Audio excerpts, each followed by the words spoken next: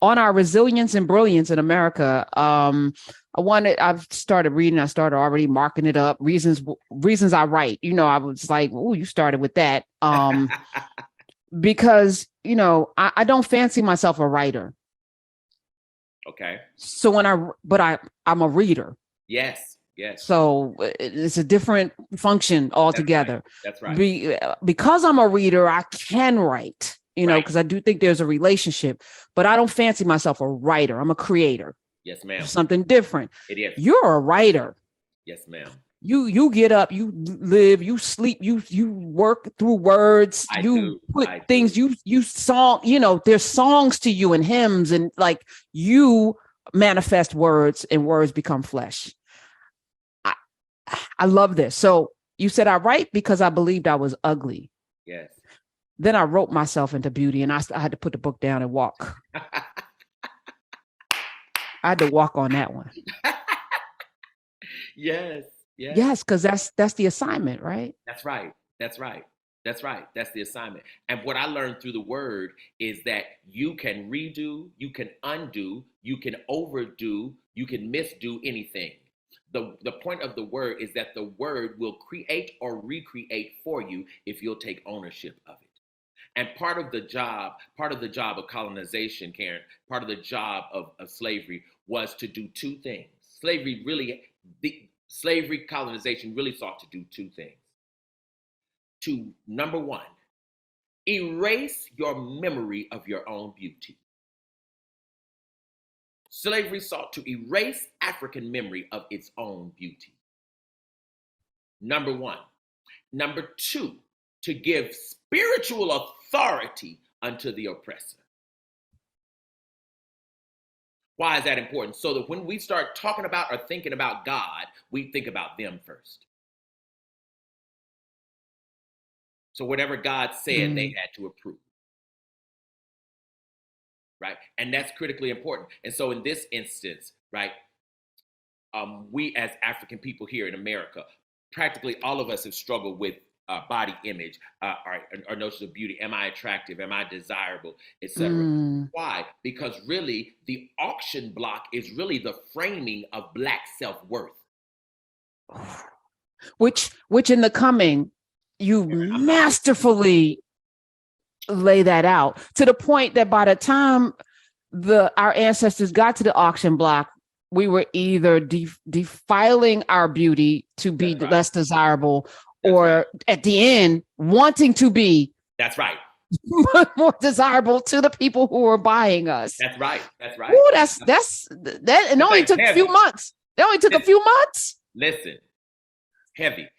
And the piece that we never ever talk about, Professor Hunter, the piece we never talk about is, what was the psychosis of getting up on the auction block and realizing that someone bought you cheaply?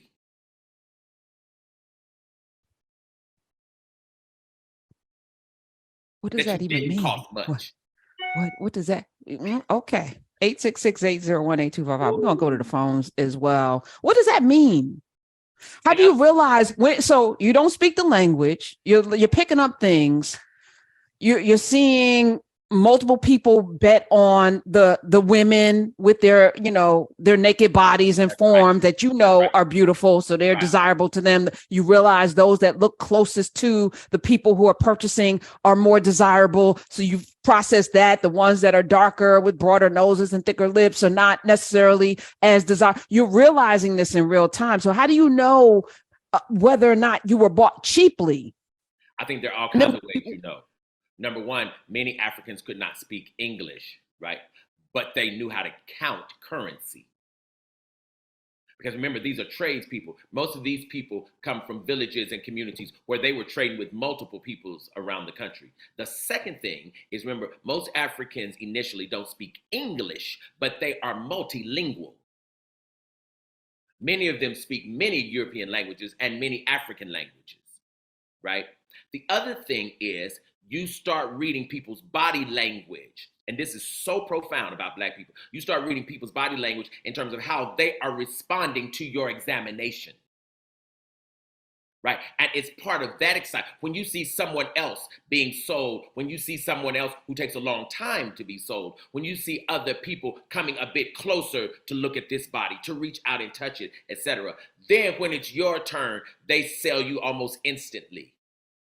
It's a psychosis. It's a deep thing. One knows then that I did not elicit nor solicit the praise or the admiration of these admirers. On one level, it's like, so what? Because I don't want to be sold at all.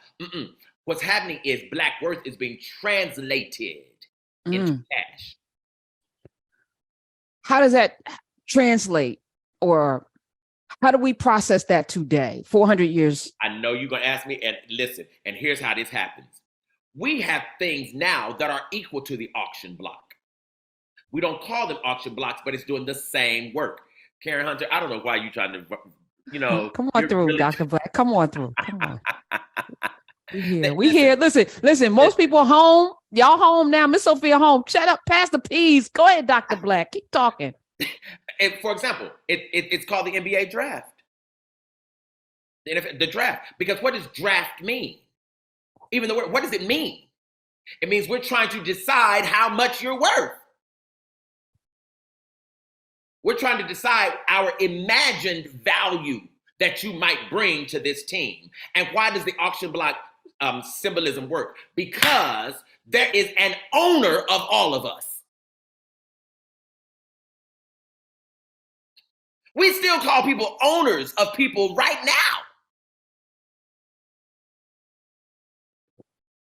Ooh. So those of us who watch the people who went to a combine, who went through a draft, got picked. That's right. That's right. What's our responsibility? Because those and those who didn't get picked. See, that's where it comes in about this notion of being bought cheap.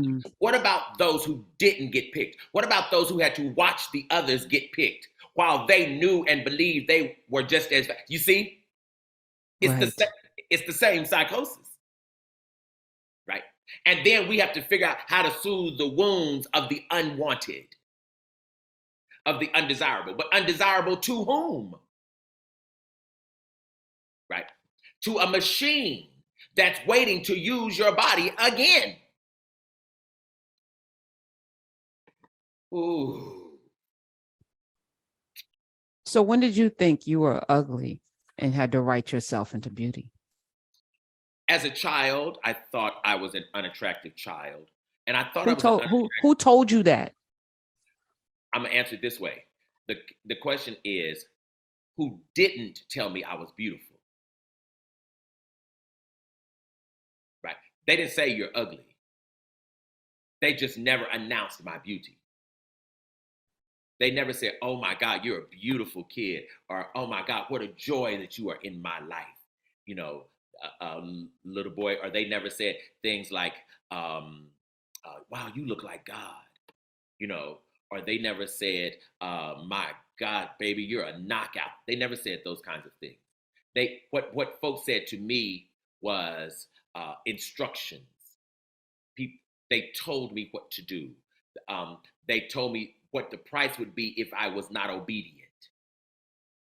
See, and this is what you tell people who do not have aesthetic currency. You prepare them for serviceability. The people who are pretty, right, we announce their beauty. They don't have to be as obedient because simply their presence is the gift to everyone else. The ugly people have to do homework excellently.